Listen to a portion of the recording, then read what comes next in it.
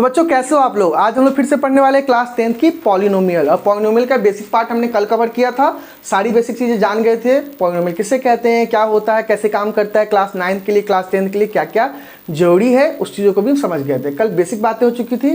तो अगर आप आज पहली बार ये वीडियो देख रहे हो, इसी वीडियो से शुरू कर रहे हो, तो आप गलती कर रहे हो। पहले आप जाकर उस वीडियो को देखो, क्योंकि मैं जो यहाँ बताऊँगा बेसिक चीज़ें मैंने वहाँ क्लियर कर दी, वीडियो लंबा हो रहा था, उसीलिए मैं यहाँ पे दूसरा पार्ट इसको बना रहा हूँ। तो अगर आपने यहीं शुरुआत की है तो आपको वहाँ से शुरुआत करनी चाहिए। मैं लिंक डिस्क्रिप्शन बॉक्स में जरूर दे दे रहा हूँ, पहले जाकर वो वीडियो देख लो, फिर ये वीडियो आप कैरी ऑन कर सकते हो। छोटा सा वीडियो है, आप उसको देख लोगे तो ज़्यादा अच्छे समझ में आएगा। तो बच्चों बोर्ड वही है, चीज़ें वही है, मैं उसी दिन रिकॉर्ड कर रहा हूँ। बस मैंने इसको क्या किया था, दो पार्ट में डिवाइड कर लिया था कि आप आसानी से समझ जाओ, लंबा ना हो, बीच में आप छोड़ के ना चले जाओ कि इतना लंबा क्या पढ़ना में। तो क्या है कि हम क्या पढ़ रहे थे, बेसिक चीज़ों क्लियर कर लिया था हमने। अब देखो एक क्वेश्चन, उसी क्वेश्चन को फिर से ले रहा है। क्वेश्चन क्या था हमारा, वहीं से शुरू कर रहे हैं, तो इसीलिए वहीं से शुरू हो रहा है। तो आप पहली चीज़ों को जानोगे तभी तो। यहाँ पे एक फार्मूला है, आपको मैं पहले फार्मूला से क्वेश्चन बनाना सिखाऊंगा और फिर बात करेंगे फार्मूला आया कहाँ से। अब क्या है, यहाँ पे एक रिलेशनशिप है किसके किसके बीच में। क्वेश्चन क्या कह रहा है कि इसका जीरोज फाइंड कीजिए, जो कि हम लोग पहले फाइंड आउट कर चुके हैं। इसका जीरोज फाइंड कीजिए और फाइंड करने के बाद कॉफिशिएंट, और कॉफिशिएंट समझ रहे हो ना, कॉफिशिएंट क्या होता है मैं बता देता हूँ फिर से। X square plus b x plus c है ना। तो ये है वेरिएबल्स, ये है कॉफिशिएंट। ए क्या है, coefficient of x square, b क्या है, कॉफिशिएंट ऑफ एक्स, और सी क्या है, कांस्टेंट। तो क्या कहेगा क्वेश्चन, क्वेश्चन कहेगा कि आप पहले जीरोज निकालिए, find the zeros of the polynomial, ठीक है। इसका जीरोज निकालिए और उसके बाद क्या कहेगा कि कॉफिशिएंट और जीरोज में रिलेशनशिप बताइए कि क्या रिलेशन है। तो उस चीज़ को हमें यहाँ पे ध्यान देकर समझना है। तो पहले हम यहाँ पे जीरोज निकालते हैं। चलिए जीरोज निकालने के लिए क्या है, तो पी एक्स इक्वल टू क्या है हमारा 2x प्लस 5। यहाँ सोल्यूशन शुरू करते हैं हम लोग। 2x प्लस 5x माइनस 12 क्या कह रहा है निकालने के लिए, जीरो, मतलब पी एक्स का वैल्यू जीरो निकालने के लिए कह रहे हैं। तो 2x plus 5x minus 12 equal to zero. कल ही निकाल चुके थे, फिर से निकालते हैं आज। तो क्या हो जाएगा, फिर से निकालते हैं 2x स्क्वायर प्लस 8x, जल्दी जल्दी कर लेते हैं कि कल मैंने समझाकर थोड़ा सा बनाया था। तो फटाफट इसको सॉल्व कर ले। 2x कॉमन निकालिए तो x plus 4 minus 3x plus 4 equal to 0। तो क्या हो गया, आया x प्लस 4 और 2x माइनस 3। इसलिए मैं कह रहा हूँ पहले जाके वो पार्ट देख लो कि आप अच्छे समझ सको। तो यहाँ पे डायरेक्ट मैं लिख रहा हूँ, उसको आप सॉल्व करोगे, आप कर लेना सॉल्व, क्योंकि पहले भी मैं कर चुका हूँ। तो एक ही चीज़ को कितनी बार किया जाए। x इक्वल टू आ गया हमारा 4 और यहाँ पे x इक्वल टू आ गया 3/2। तो ये दो जीरोज आ गए हमारे। अब ये दो जीरोज क्या होते हैं, यहाँ पे कहता है दो जीरोज क्या होते हैं, एक होता है अल्फा और एक होता है बीटा। तो हमने ले लिया इसको अल्फा 4 आ गया और बीटा क्या आ गया 3/2। पहले क्वेश्चन बना रहे हैं ना, फिर उसको प्रूफ करेंगे। मिटाने वाला कहाँ है, यहाँ। तो इसको बना ले रहे हैं, फिर हम प्रूफ भी करेंगे क्या है। अभी आपको हो सकता है थोड़ा सा अलग लगे कि क्या हो रहा है, नहीं। तो देखो ये चीज़ हो गया। अब क्या है, फार्मूला क्या कहता है, एक फार्मूला है जो आया है कहीं से आ गया, मान लो अभी उड़ के कहीं से आ गया। क्या कहता है कि अल्फा प्लस बीटा, मतलब ये दो जीरोज हैं, इसका सम, समझ रहे हो, सम ऑफ जीरोज क्या कहता है, माइनस बी बट्टा ए के बराबर। बी क्या है, ये बी है, ये ए है, ये सी है।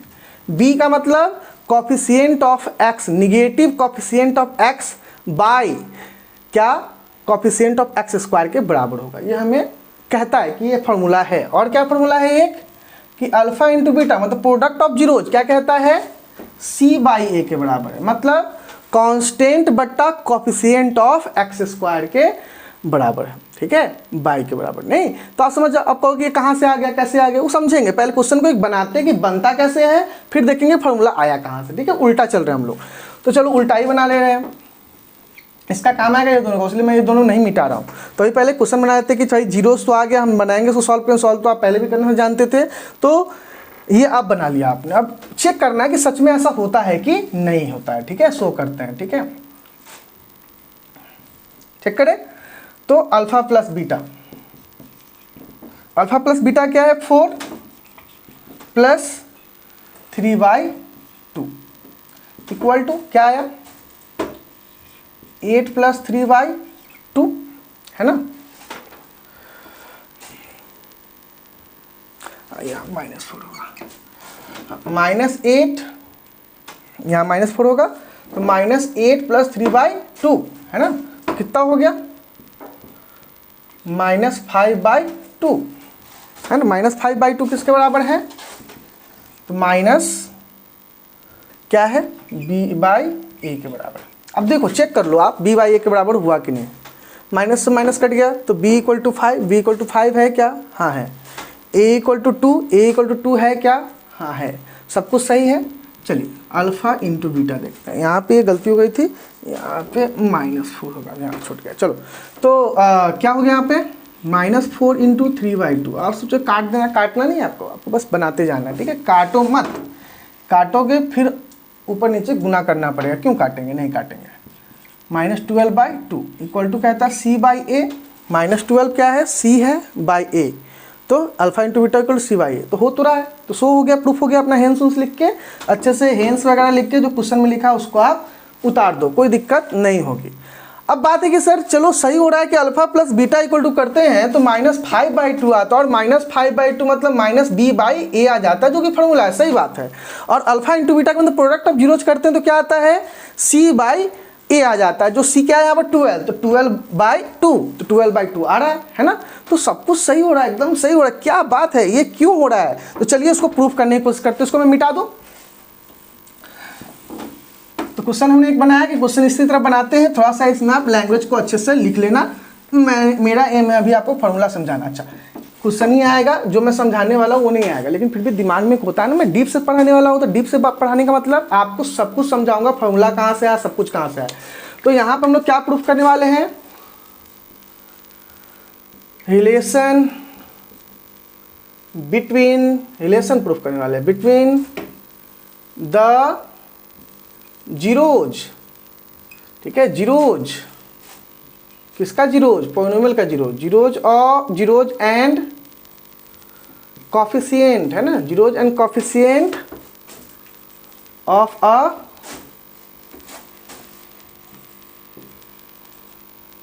क्वाड्रेटिक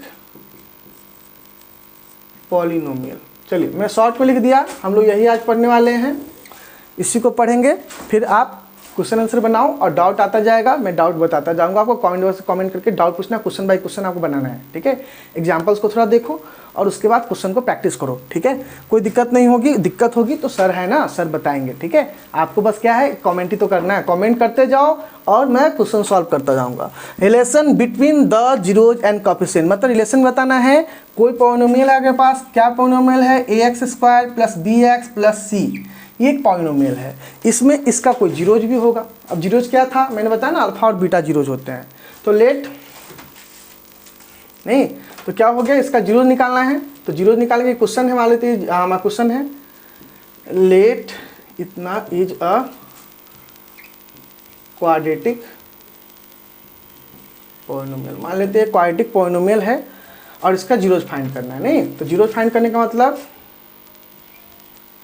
ax² + bx + c = 0 है ना, फाइंड कर लिया। और मान लेते हैं इसका जीरोज क्या आता है, we get alpha and beta as zeros of px। ये जो हमारा px है, ये px जो है, जो हमारा क्वाड्रेटिक इक्वेशन है, इसका जीरोज मान लेते हैं अल्फा आता है और क्या आता है, बीटा आता है। इसका मतलब समझ रहे हो आप, x का वैल्यू क्या है, एक वैल्यू अल्फा है और x का एक वैल्यू क्या है, बीटा है। नहीं तो x का एक वैल्यू अल्फा और x का एक वैल्यू बीटा का मतलब आप समझ रहे हो। इधर लाएंगे इसको ट्रांसफॉर्मेशन से तो क्या हो जाएगा, x - अल्फा = 0, और इधर लाएंगे इसको तो क्या हो जाएगा, x - बीटा = 0। साथ में लिख सकते हैं इसको x - अल्फा x - बीटा = 0। समझ रहे हो मेरी बात को, ये दोनों बराबर है, ये भी 0 है, ये भी 0 है। तो इसका मतलब समझ रहे हो आप, ax² + bx + c = x - alpha × x - beta. अच्छा इसको और अच्छे से लिख देता हूँ, थोड़ा टेढ़ा टेढ़ा हो गया। चलो ax² + bx + c = x - alpha x - beta. कल जो मैंने क्वेश्चन बनाया था और जो मैंने यहाँ लिखा था वो चीज़ अभी भी यहाँ है है ना। और मैंने एक और लिखा था जो मैंने अभी मिटा दिया, ठीक है, तो कोई बात नहीं, उसको भी हम लोग कर लेंगे। देखो यहाँ पे मैंने क्या लिखा था, ये जो क्वेश्चन है देखो इस फॉर्म में आ रहा है, ये हमारा क्वाड्रेटिक इक्वेशन था, इस फॉर्म में आ रहा है। यहाँ पे भी एक क्वाड्रेटिक इक्वेशन है, x + 4 2x - 3, यहाँ पे भी इसी तरह है x - अल्फा x - बीटा, मतलब किसी भी हम क्वाड्रेटिक इक्वेशन को इस फॉर्म में लिख सकते हैं जैसे यहाँ पे हमने लिखा है। और मैंने क्या कहा था, मैंने यहाँ पे कहा था कि अगर हम इस पूरे से 2 से गुना कर दे, ऐसा भी तो हो सकता है कि ये पॉलिनोमियल ऐसा ना हो कि क्या होता, 2 से गुना होता, 2 से गुना रहता तो क्या आता है, ये 4x² + 10x - 24, क्या हो जाता है 2 × x + 4 × 2x - 3। अब मान लो क्वेश्चन ये होता ही नहीं, क्वेश्चन ये होता 4x² + 10x - 24, तो क्या निकलता, 2 कॉमन निकलता ना, निकलता।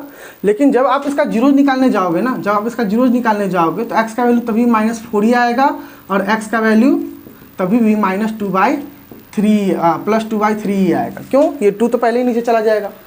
तो मैं कहना ये चाहता हूँ आपको बस कि यहाँ पे जो 2 कॉमन निकल रहा है वो यहाँ पे निकल रहा है, पहले वाले में नहीं निकल रहा था, और यहाँ पे निकलने का भी कोई फायदा नहीं, क्योंकि 2 यहाँ पे जब जीरो निकाला जाएगा 2 चला जाएगा नीचे और जीरोज क्या होगा, पहले ही जैसा आएगा। तो हो सकता है ना कि यहाँ पे जो इक्वेशन हो, हमें तो नहीं पता यहाँ पे कुछ कॉमन निकलने वाला है कि नहीं, नहीं हो सकता है यहाँ पर 2 कॉमन निकल रहा हो, 4 कॉमन निकल रहा हो, √2 कॉमन, कुछ भी कॉमन निकल सकता है। तो कुछ भी जब कॉमन निकल सकता है तो मान के चलेंगे कि यहाँ पे कुछ कॉमन निकल रहा होगा, हो सकता है ना। नहीं कुछ कॉमन होगा तो क्या होगा, 1 कॉमन होगा, है ना। कुछ भी नहीं कॉमन होगा तो कितना होगा, 1 कॉमन होगा। तो हम एक k को कांस्टेंट मान के चलते हैं, कोई कांस्टेंट वैल्यू यहाँ पे क्या निकल रहा होगा, कॉमन निकल रहा होगा, नहीं जो सबके लिए यहाँ पे कांस्टेंट होगा, है ना। तो यहाँ पे हो गया k क्या है हमारा, वेयर k = कांस्टेंट है। ये आपको समझ में आ गया ना। हो सकता है ना कि यहाँ पे इस नंबर में से 2, जैसे यहाँ पे 2 कॉमन निकल गया, उसी तरह यहाँ से भी कुछ 2 कॉमन निकले, है ना। तो उसी तरह हो सकता है यहाँ पे k कॉमन निकल जाए, क्या निकल जाए, k कॉमन निकल जाए, ठीक है। अब हमें क्या करना है, इसको सॉल्व करते जाना है, ठीक है। सॉल्व करें, मिटाने की जरूरत पड़ेगी तो आप पहले ऊपर से लिखना शुरू कर दो, कोई दिक्कत नहीं होगी, ठीक है। तो k से इंटू करते हैं, इसको पहले इस दोनों को इंटू करते हैं। तो x में x से गुना करेंगे तो x² माइनस से हो जाएगा, तो -α(x) -x से फिर बीटा में करेंगे तो β(x) और माइनस प्लस अल्फ़ा बीटा, ठीक है। तो अब इसको अगर हम सॉल्व करें तो क्या हो जाएगा, kx², है ना। चलो पहले इसको कॉमन निकाल लेते हैं, kx² माइनस इस दोनों को क्या करते हैं, x कॉमन निकालते हैं तो alpha + beta x + alpha × beta. अब मिटाऊंगा मैं ऊपर,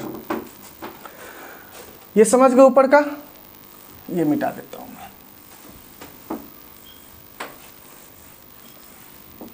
फार्मूला प्रूफ करके एग्जाम में आएगा क्या, नहीं एग्जाम में नहीं आएगा। तो अब क्या करने वाले हम लोग, यहाँ से इसको बनाने वाले हैं, गुना करेंगे k से, सब में याद रखना k से गुना करते जा रहे हैं। तो kx² है ना, kx² minus k alpha + beta x + k alpha × beta, ये आ गया। किसके इक्वल टू आया, ये आया ax² + bx + c के इक्वल टू। यहाँ पे भी ax² + bx + c है ना, ax² + bx + c है, मैंने लिखा नहीं था। तो ये इसकी इक्वल टू है। अब देखो जो LHS में x² x constant, x² x constant, जो LHS में x² है वो ये RHS में भी है, तो दोनों को हम कंपेयर कर लेते हैं। क्या कर लेंगे हम यहाँ पे, कंपेयरिंग करेंगे, ठीक है। तो यहाँ पे मैं लिख दे रहा हूँ, on comparing of coefficient, on comparing of coefficient and constant coefficient of x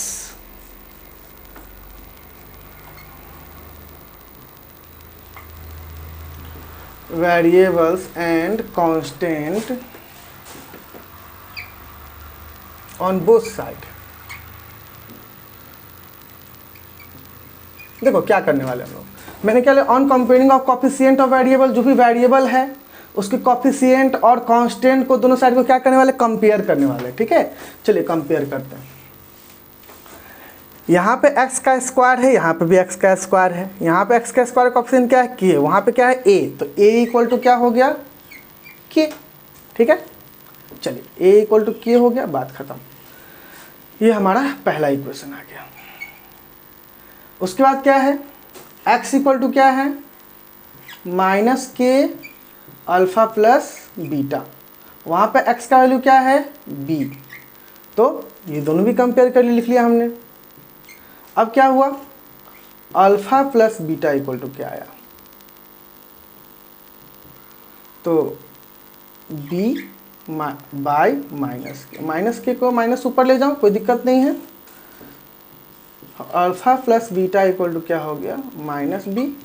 के किसके बराबर है, ए के, तो हम लिख दिए ए, नहीं बाई इक्वेशन फर्स्ट, क्योंकि के इक्वल टू ए था। उसी तरह तीसरा यहाँ पे हम बनाने गए कांस्टेंट को कंपेयर करने के लिए, तो k alpha into beta equal to c, तो alpha into beta equal to हो गया सी बाई के, तो alpha into beta equal to क्या हो गया, सी बाई ए, क्योंकि के इक्वल टू ए था।